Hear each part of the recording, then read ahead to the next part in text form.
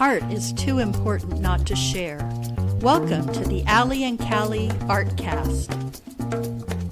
Hi, I'm Allie. And I'm Callie, and we're with the Artcast. Yes, Welcome, we everyone. are. And we do have an audience today. We do, a live audience. I'm used to a live audience, and you are too. I am too. You're because I'm a ham. You're a ham. You Yep. are a big ham. I am. But this is a special podcast. We are with Leadership Coeur d'Alene. Right. Allie, why didn't you explain what that is? Well, I will try because I don't totally understand it, having never gone through the program myself. But it is a program of the Coeur d'Alene Chamber of Commerce, and the Leadership Coeur d'Alene program was designed to create a learning environment that provides members with opportunities to gain in-depth knowledge of the community and its leadership. The program facilitates a platform that enhances members' professional network, promotes the exchange of ideas, and inspires members to seek out new service opportunities in the community.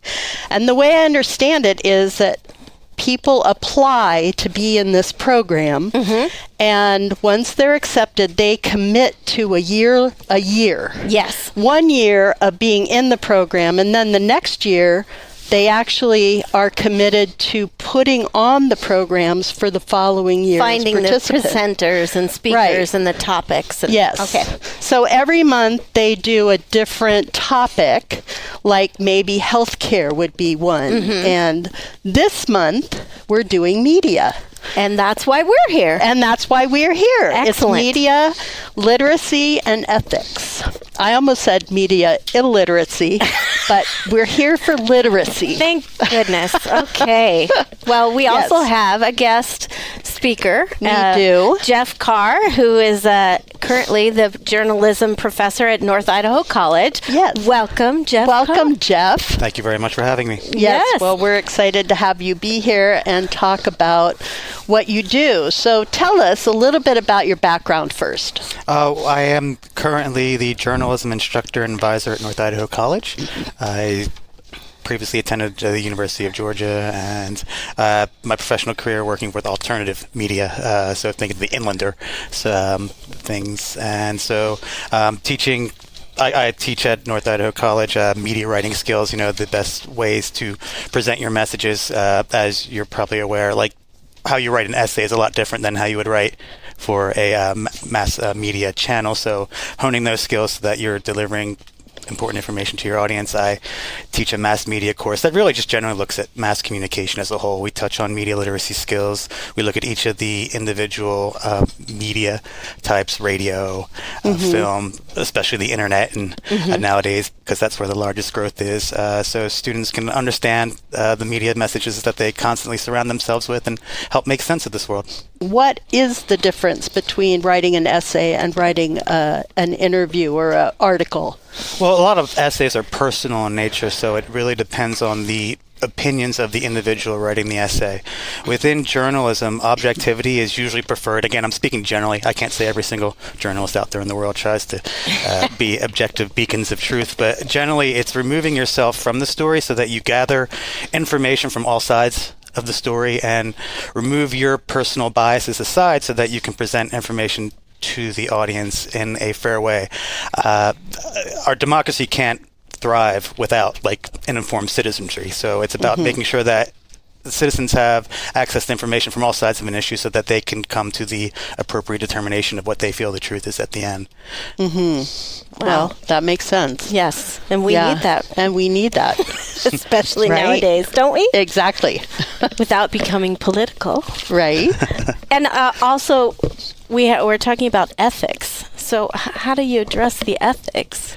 Ethics is actually kind of one of my favorite components because I do address that, I believe, in almost all of my courses, and I usually end with it because you always have to end with a bang. Yeah. And it's a lot of that is sort of just discussing the various ways you can think about an issue. One of my favorite assignments is actually an ethics quiz. And for those in the podcast, you can't see, I put the word quiz in air quotes. Air quotes. It just presents these hypothetical scenarios, and then they all take the quiz. And then the class session really sort of determines on okay, we're going to talk about each of these. And I really love when I bring some scenarios and I play devil's advocate and sort of talk about the other sides and aspects they might not have thought about, and then suddenly like watch the little wheels turning. One of the examples, one that's kind of memorable for me, we look at this particular photograph that ran in a newspaper, and it's an outfield. If you know baseball, it's a bunch of team players. They're like in a team huddle on the outfield, and what happens is the photographer took that picture, and the editor back at the station compared it to another picture of someone like taking it right next door, and they recognize, like, if you never see the outfield wall and they have the banners, the advertisements and whatnot, and they recognize that there was someone standing behind those banners. So like there's 2 little feet underneath of that little thing, and what the photojournalist decided to do is, I'm just going to digitally edit those feet out. And the editors sort of discovered it just seeing like the other photograph and comparing it, and they asked the reporter, hey, what did you do with those feet? Oh, I edited them out. So I asked my students, okay, what should we do to that reporter? Do we congratulate them for making the photo look better? Do we like shake our finger at them saying, hey, you shouldn't do that? Or do we fire them because of the standards within our industry? And again, there's no correct answer, but I can tell you in the real world, what really happened is the person got fired. It's because they were like, oh, but it's a little change, but it's that idea of a slippery slope. You're changing reality. Honestly, they could have just cropped the photo, and they would have never even. That's what I always say. Like, they could have just cropped the photo, and that would not have even been an issue, because making that decision on what I can and cannot change in a photograph, it's really important. Because again, if you're trying to inform an audience and then you're changing reality, it's just likely to your audience is not likely going to accept it as much if they recognize that you're like manipulating in some way. So even little manipulations like that are rarely seen as positives. There's another example. I believe it ran in the Charlotte Observer. I think they took a photograph of a firefighter like outlined against the sky, and they just changed the color of the sky a little more orange, like make it more dramatic. Fired. And so in this day and age with Adobe Photoshop and how easy it is to digitally manipulate images, it's sort of just making my students aware of the decisions, when they publish material out there, especially as a journalist, just as individuals, we might express ourselves differently, but when your goal is to inform a large audience, there's very high standard that you should apply to the information that you share. Well, and I imagine that you're establishing a sense of trust with your readership or your viewership by letting them know that you are providing them with accurate information, even if it's something little like removing legs from underneath a banner. Exactly. It's about providing all sides of a story. Like one of the important things, like attribution, just telling where your information comes from. So the audience can make that determination, because I'm sure everyone in our, in your circles, certain people, if you heard them say something, you're not going to believe what they're going to say. Right. So it's important for people to know where the information comes from, so that they can then make the determination of how much faith they put into that individual statement based on where it came from. Right. Yeah. Well, yeah. So now with AI and all that, how much have you been dealing with that in your classes? Not in my class. It's something that's been taught. I actually just came back from a conference, education conference, and actually I also went to a journalism conference, and it's amazing. At both of them, the AI was a very large topic of discussion and how we're going to adapt. There's a lot of fear in that tool. Like, for one thing, I'll tell you, like, journalists should not and are not using it as a tool just to be like, hey, write the story for me, AI.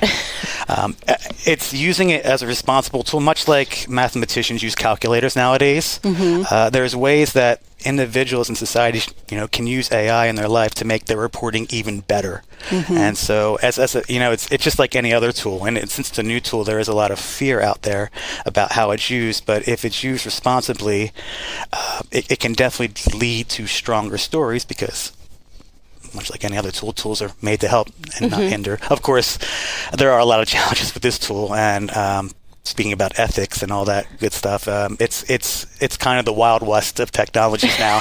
And Right. I think a lot of people, I wish I had a better answer, because now it's like redefining the world as we see it now with AI and all the capabilities that it can promise. I mean, but it isn't like just using search. That's why I've started incorporating more AI into sort of, especially from the educational background. I'm putting together an open education textbook for mass media. Open education textbooks are textbooks that are free for students. One of the largest barriers to higher education is the cost.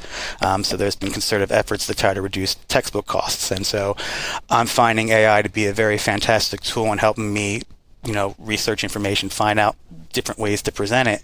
And I find myself asking it like questions, which I could research, but at the same time, like getting that instant response is very satisfying. But I'm becoming more and more fascinated with it, and how I'm using it to improve my teaching, and hopefully find out ways that my students can use it more to improve their journalism. I teach a modern reporting class, and that essentially, to me, that class is like, hey, let's introduce the students to all the tools that they have now to tell their stories. And it's sort of a consistently evolving class, so much so that this semester I had to, hey, here's some AI tools. We had to have a whole module, because if you ignore it, you're most likely putting yourself at a disadvantage, because society is evolving in such a way that, you're going to get left behind if you're not using AI. Yeah. Most of us are already using it anyway. We just don't call it AI. Oh, that's interesting. Interesting. Yeah, well, like the various tools that, like various apps and things. I mean, AI is already embedded. One of the things I know at one of the sessions I talked, like Google Search, it's in beta now, and I've already converted it over there. But it's been discussed that essentially they're going to eventually switch over to the AI model, in which they're using that to sort of try to answer your questions first. And in my brief experience using it, I found it much more useful, because instead of that standard list out, they're trying to write out an answer, like not speak out, but like they're writing out a text. We think this is what you're searching here. Here's the answer. I think why you're looking for that information, and it's a bit more cohesive in how in the presentation. So I think we're going to see many more tools that are utilizing it. I think I just read in the paper today, NVIDIA, that actually does AI technologies, like their stock's going through the roof, just because I think a lot of businesses are recognizing just how impactful this new technology is going to be in transforming the world. Right. But I do see how there is a fine line between using AI. I mean, you could compare it to using the Photoshop and photoshopping out those legs, or enhancing that sky. AI could be, not always, but I could see where somebody would go, wow, you just kind of fooled me with these fancy words, or I don't know. Well, there are definitely bad agents out there. Yeah. And there were bad agents before AI, and there were bad agents before AI. And right. Of course, they're going to use that tool to trick people, like even in work training, and this is not necessarily associated journalism. Our latest training was based on the idea that, scammers are using like AI and whatnot to use like video things, so like they're projecting like faces of your boss onto these video conference calls, and they'll be like, hey, you need to send us over the account number now, and things like that, trying to scam things. So I think Edward Bernays, who was one of the founders of PR, sort of said that idea, like any good idea that can be used for good purposes will eventually be used for nefarious ones as well. And I know, and this is an art podcast, so I know the discussion of AI and how it's impacting art. I mean, that's opening up a whole can of worms. As you can see, it's really doing that to, I imagine, to business. It's a topic that applies to really every single concept on this planet now on some level now, just because of the technology and capabilities behind it. Right. Crazy. Right. Well, I'd like to hear a little bit more about you and your background and where you're from. Oh, okay. Well, I grew up on the East Coast, and I slowly moved south. I went to this small liberal arts college called Pfeiffer University in North Carolina. I thought, it's like, oh, yes, I always love the warmth, so I'm going to be surrounded by like summer temperatures all the time. And then after that, moved further south to Athens, Georgia, where most of my professional experience occurred with Flagpole Magazine. It was an alternative news weekly in Athens, Georgia. They have a very vibrant music scene. REM, hometown of REM, Widespread Panic, as well as 400 plus local bands. Wow. So there was a thriving music scene and just this college town. Fantastic environment. Absolutely loved it. And so really missed it. And eventually after living there for several years, decided, hey, I should go to college here. They have a pretty renowned school there at UGA. Went to the Grady School of Journalism. And then went south to where I was employed by Georgia Southern University. Began teaching at Georgia Southern University for a while. And then it was there I recognized maybe I don't like so much heat. And so I was a temp I was a temporary instructor at Georgia Southern University, and the writing was on the wall. They didn't necessarily like temps as much, and around the same time, I found out about the opportunity here at North Idaho College. I think it took exactly one Google image search to recognize that this is the place I wanted to be, and so my family and I drove to cross country, and we've been living in Coeur d'Alene for the past 13 plus years. Oh, that's great. Yay. Awesome. Yes. And what made you want to go into journalism? Well, it's so funny because I went to college to be a teacher, and the only class I dropped was my first teaching class. And it was around the same time I became introduced to journalism and mass communication through my Intro to Mass Media course. We had a particular professor there, Dr. Randall Clark, just found his lectures inspiring, and I found it very interesting, and I always liked the idea of being informed. Took some of the classes and the writing classes and felt I had aptitude for it, so I just continued where I became the editor of the paper there. Yeah, and just really sort of kindled my passion for staying informed. I don't know if young's the right word anymore, but like I for people that read newspapers, I imagine I am as less and less people read newspapers. I just think it's one of the most fantastic activities. It really connects me with the community here, especially the Coeur d'Alene press, so I can understand what's going on. Important local government things, education. When my kid went to school here, it was like, hey, I'm kind of concerned about the schools here. That's what's going on with the education and local politics. They've done a pretty fantastic job covering the accreditation challenge we've had at North Idaho College. So, and just local sports like Kyle Manzardo, and I see instructor's son is in the Major League Baseball, and I'm like, get to follow along through the Coeur d'Alene press. So it's a really good way to stay in contact with the local community.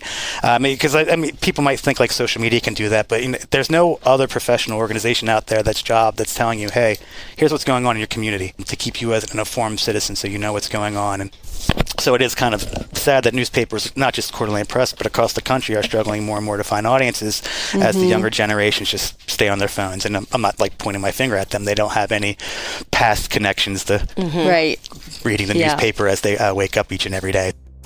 Greetings, listeners of the Allie and Callie Artcast podcasts. This is Jason from Tubbs Coffee Roasters. Keeping art alive and culture relevant is the heart and soul of our community of creatives.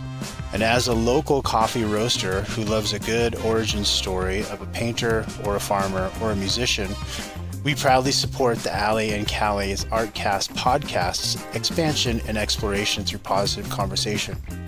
So grab a cup of coffee, preferably one from Tubbs Coffee Roasters, and tune in, humans. Your ears will thank you.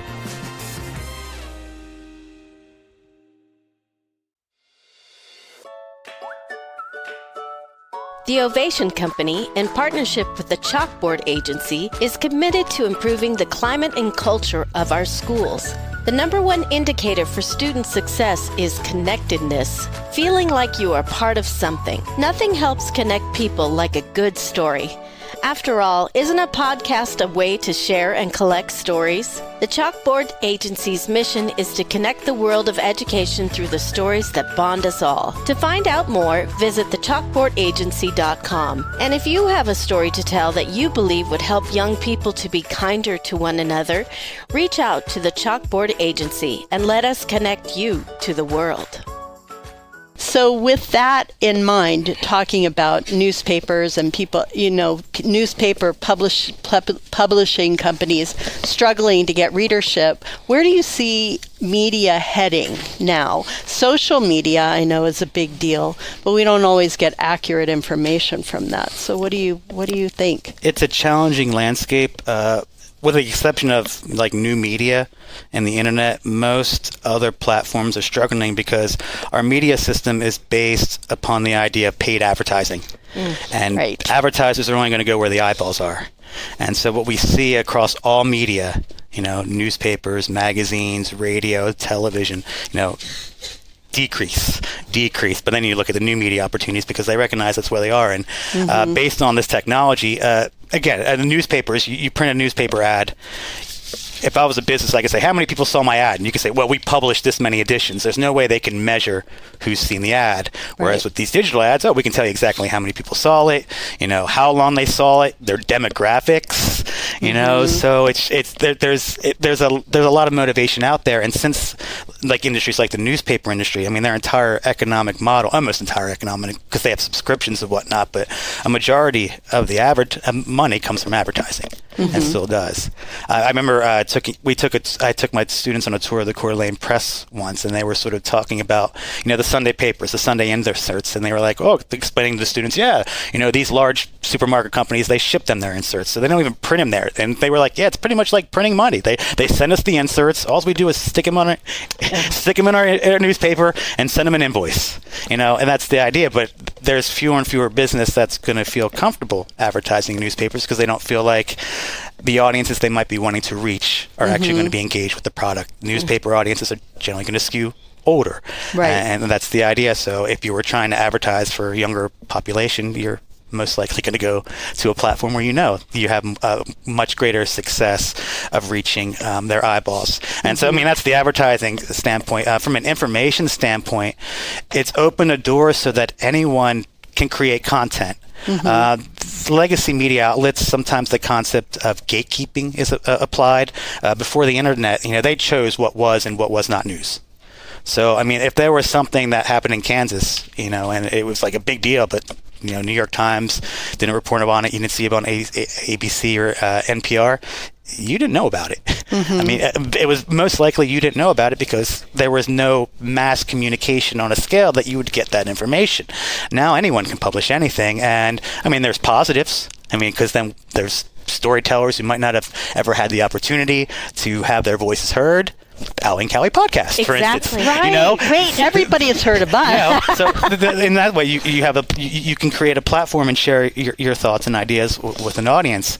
And again, we go back to the discussion of bad actors. There's some people who can take that same technology and purposely attempt to mislead people, and we do see that a lot, so much so that misinformation, disinformation is probably one of the greatest concerns in our. I mean, we have a lot of concerns, but as a journal instructor, I sort of stick at misinformation and disinformation as one of the greatest threats because, as I mentioned earlier, democracy can't thrive without good information. Right. I mean, if you're voting on people that you feel best represents your interests, and how do you know who represents your best interest if you don't have access to good information? Right. True. I read the book Hanta Yo, which is a story about the Lakota tribes. And one of the things that I was really fascinated with in that culture before the white man took over was that they had, they would have messengers go out and members of the tribe who would go out and they would, kind of keep track of what was happening out there because they didn't have an information system. And lying was considered punishable by death because you had to be able to trust the person that was conveying that information. And I always thought that was harsh, but I kind of get it too, that you have to be able to trust these information givers. And that's one of the problems that we have today, is that there's not a whole lot of trust. Yeah, and I think part of that is a concerted effort. Like, let's talk about the concept of like fake news. Like, occasionally I'll have students like, it's all fake news, and every time I hear that, I love that, because what I do is like, can you give me an example? Like, give me an example. And I've had several students take me up on the challenge. I think I've had about 7 or now 8. I have yet to have a student give me a news article. They've been like, I've had someone give me a book review. Book review. I had someone give me the text of a speech by Nancy Pelosi, a letter to the editor. Anyone with media literacy skills will recognize these are all platforms in journalism that are expressions of opinion. As opposed to like news articles. If you look at a news organization like the Coeur d'Alene Press, they have a news section, and that's where all their reporting is, and then they have an editorial section, which are where the opinions are confined to. And if you didn't happen to notice, that's where the letters of the editor are also found. Anything that's remotely an opinion is confined to one section, so that there can be no confusion as to what they have designated as news and information and what are perspectives of other people. And I think the internet has broadcast television to me has blurred that a little bit as well. I think a lot of personality. Sometimes people think they're journalists, whereas they're just personalities. Right. That's why I've always liked print journalism the most, because of attribution. I mean, it can get lost in conversation. Sometimes, like hearing where things come from, and emotional content can get you sort of stirred up. But like the concept of fake news does sort of disturb me a lot as a journalism professor, because to me, I sort of see it as a concerted effort to undermine good journalism. If we get everyone convinced that all journalism is fake, then they don't necessarily go to outlets that are trying their best to give all sides of the story, to help give people information that can be useful to their lives. And so that's why I'm like, anytime I hear students here, it's like, all right, you got to defend yourselves. Give me an example. Tell me why. Because then I give them my example. There was a particular person who's like, yeah, I just literally wrote fake things about Hillary Clinton because I could sell a lot of ads. And I'm like, that's my example of fake news, where, they're deliberately trying to mislead a public. Actually, they probably don't even care about what the intention of their message is. The simple fact is it was a popular message, so it made them a lot of money. Wow. That was a good answer. Add a little flair to your special events with Scraps Barbecue, a great catering choice for your next gathering.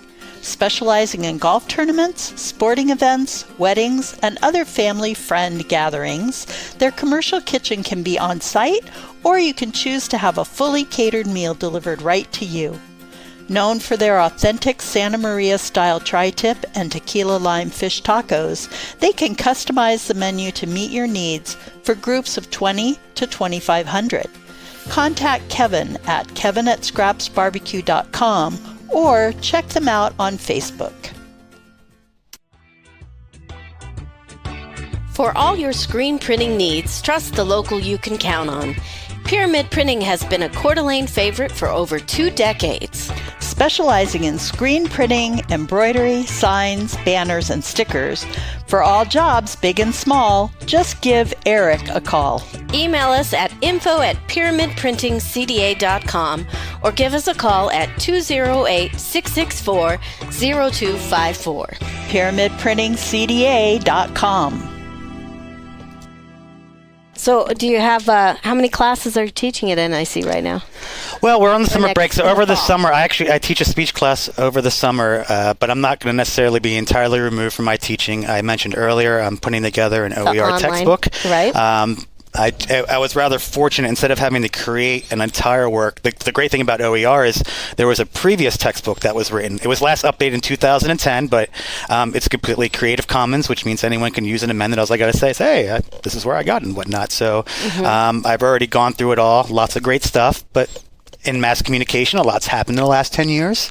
So now I'm at the opportunity.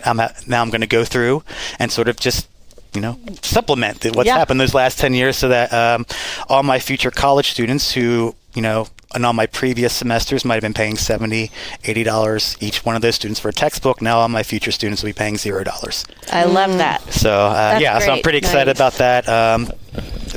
And I'll be assuming the role of OER coordinator at NIC, so hopefully I can inspire other instructors to convert and make their own open educational resources, so that all students can sort of go to college and not have to break the bank paying for it. Well, I know the journalism program at NIC has a really great reputation, so nice to have you here talking about what you do and how we're influencing those young writers to do well. Yes. I try my best. As advisor of the Senate, it is truly student media. Like, I take a step back. So the way it works is we don't engage in prior review, meaning I don't tell them what to report. I think I can make suggestions, I've told them to cover the Board of Trustees a lot, as you can imagine. Right. But at the end of the day, it is student media. So they choose what they cover and how they cover it. And then once it's published, then I tell them, hey, okay, here's what I think. Right. So it's been true student media. So it's been, sometimes very successful, and other times I got to get a lot more critiques. But in the end, one of my favorite sayings that I've heard over the years is journalism students fail in public. And so we've had a lot of failure in publics, but we also had a lot of success. Right. That's good. And Well, you're they gotta still learn. publishing the Sentinel, right? Yes, magazine, the newest edition of the magazine just came out about 2 weeks ago. It's available on campus at North Idaho College. And I highly encourage any students or community member that wishes to join the Sentinel do so and Great. Cool. learn. Well, we'll provide a platform so that you can become a better journalist, however you wish to tell your story, whether it's through print, podcasting, video. It's student media, and it's about how you tell your stories. Nice. great. Well, we really appreciate you Yes. Thanks. giving us your expertise. Yes. Yep. It's been my pleasure. Thank you very much. Thank you. And it kind of reminds me that, we do a podcast. we do. And that is one of the media outlets out there that's becoming quite popular. In fact, I read a statistic just the other day that the average person listens to 7 podcasts a week. Which I do not. I don't either. I don't know who those people are, but I know a lot of kids listen to they listen to YouTube, and they listen to podcasts on YouTube and all those other social medias. But I found a couple of interesting facts. Yeah. I believe they're facts. I even put in parentheses where I got them from. In 2024, they say it's estimated 505 million people will listen to podcasts. It has grown to a $25 billion industry. That's amazing. That's from PBS.org. We need to tap into that industry. I know we do. But it's amazing. I mean, again, it's storytelling, and we advertise, and we basically, hopefully, educate people about the artists in our community, the creatives in our community, the writers, the publishers, the coffee makers, the wine makers. Everyone, we try to just promote everyone in our community to let people know what's going on. Because we used to have a what's happening in the paper. I remember that on Fridays. Yeah. We'd have a what's happening in the arts community. That's gone. And that's gone. Yeah. So we try to do that. And we podcast, what is it, March through November. And then we every do week. every Friday. Every Friday. We drop another one on all your favorite podcast channels, right? Yep, all of them. But we also have a website, alleycalleyartcast.com. That's right. And you can find them all on there. What was your favorite podcast? Ooh, it's a toughie. Oh my God, I have had so many favorites. I have to say that the one we just did in Winthrop was probably one of my favorites, with the funky radio station. K-Root? K-Root Radio. Well, that was in TWISP. It was in TWISP. You're right. But it Yeah. was close enough Yeah, to it's Winthrop. close enough. Yeah.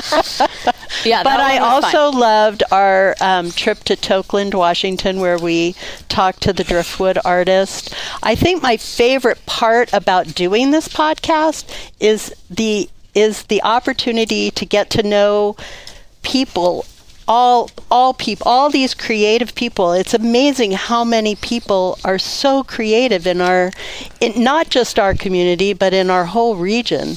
And we've interviewed people that we know, but we got to know them a little bit better. And we've met so many people. It's just been really fun. We have one particular guest in the audience today. Yes, Jen. Yes, Drake. Jen. She was one of our very first. I know. Actually, we were inspired by Kristen to start the podcast, and part Because of it, we didn't know what a podcast was when we started. well, we knew, but we didn't. We were like, really, us? Seriously? My background is acting, and your background is art. And the Arts and Culture Alliance, and that's how we really got to know each other. And then when Kristen suggested this, we wanted to educate the public about the art in our community and maybe educate them more so they maybe were a little more informed, so they weren't maybe as judgmental. Right. Hopefully. Yeah. So that was one Or of at the least, reasons. yeah, give them the opportunity to understand Yes. Right. So educate in a fun way. in a fun way. We try to do A have fun a way. good time. Which made Jen's appearance on that show that day very apropos, if you will. Yes. Right. Because she was at the time the chair of the Arts Commission, and we were going through a little bit of a Kerfuffle. a little bit of a challenge. A little bit of a arts challenge. challenge, And yes. a misunderstanding, which is why it inspired us to do this initially, was to, help educate, help inform, help people to understand how the tax dollar money was being spent and get the word out there. Now we just like to drink wine and have fun. Yes. We do Jen was that. the pinnacle. Yeah. She started all downhill from there. No. I only have a water bottle. Yeah, no, Right, I know, now right? we're down to water. No, Whoops. it's all good. It's no, all good. we have. It's been really fun to get to know people that you've known for years. That you. I think my favorite was probably one of the oldest artists in town that we recently lost, Lillian Dotson, who lived in New York City and was hanging around with Jackson Pollock. And who's the guy? Herman Hesse Studio 54 guy. Andy What's his- Warhol. Andy Andy Warhol. Warhol. I mean, and I was just like, this woman has had She's an here amazing in Little life. Coeur d'Alene. And she was amazing, Yeah. and what a character! And she just passed away just recently, and she's just one of my all-time favorites. And I always get a little verklempt. That's almost every episode. There's always a little moment where I have a little. Ooh. She goes, oh. It's going to happen. No, I'm not going to do it. Anyway, it's been great. So I think for us, we just want to keep supporting our community and maybe like expanding outside of our community a little bit. That's why we try to take a few road trips a year just to see what else is out there, We maybe hit Montana, maybe go down to Boise soon, and Seattle, maybe, and Oregon. We're gonna just try to do a little Northwesty. Stay in the area. Connect our community to other communities that also have really creative people around, and I think anytime you're offering new ideas, you're inspiring everybody. So. Yeah. I mean, and to bring it back to the whole, journalistic, we do everything we can to do our research, learn about the people that we're interviewing. We stay out of any sort of this, that, or the other.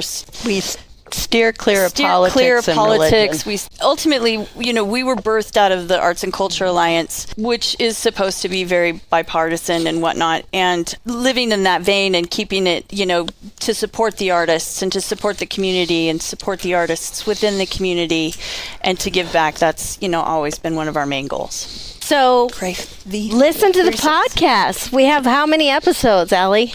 We are now at, this episode today is 276.